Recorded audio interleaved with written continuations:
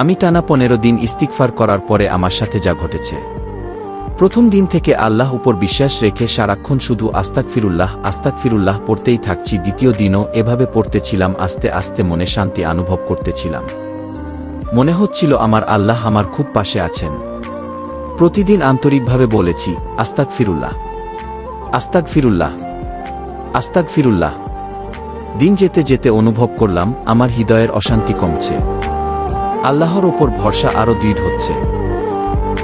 যে সমস্যাগুলো আমাকে ভেঙে দিচ্ছিল সেগুলোকে সামলানোর শক্তি পাচ্ছি। কিছুদিন পর আল্লাহর রহমতে আমার জীবনে একের পর এক কল্যাণের দরজা খুলতে শুরু করল।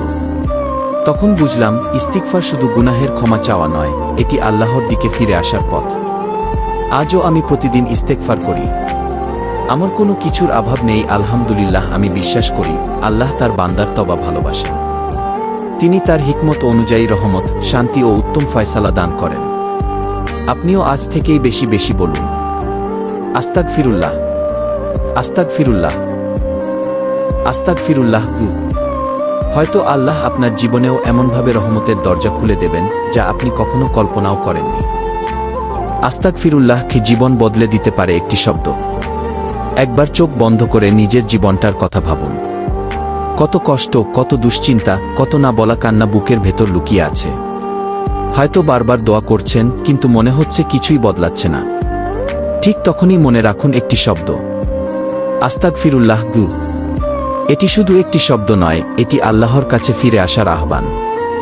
যখন আপনি আন্তরিকভাবে নিজের ভুলের জন্য ক্ষমা চান, তখন আপনার রব আপনার তওবা শুনেন।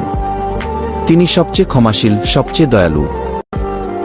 অনেক সময় ইস্তিগফারের বরকতে মন থেকে অশান্তি দূর হয়, হৃদয়ে প্রশান্তি আসে, রিজিকে বরকত আসে, আর আল্লাহ তার হিকমত অনুযায়ী বান্দার জন্য উত্তম পথ খুলে দেন। তাই আজ থেকে অভ্যাস করুন। হাঁটতে হাঁটতে বলুন, কাজ করতে করতে বলুন, ঘুমানোর আগে বলুন, আস্তাগফিরুল্লাহ আস্তাগফিরুল্লাহ আস্তাগফিরুল্লাহ।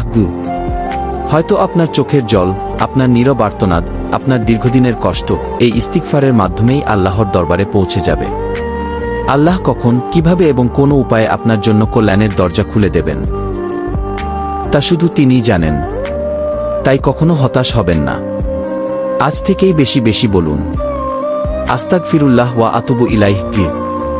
হয়তো এই একটি আমলি আপনাকে আল্লাহর আরও কাছে নিয়ে যাবে, আর আপনার জীবনে নেমে আসবে রহমত, শান্তি ও বরকত। আল্লাহ আমাদের সবাইকে বেশি বেশি ইস্তিগফার করার তৌফিক দান করুন। আমিন।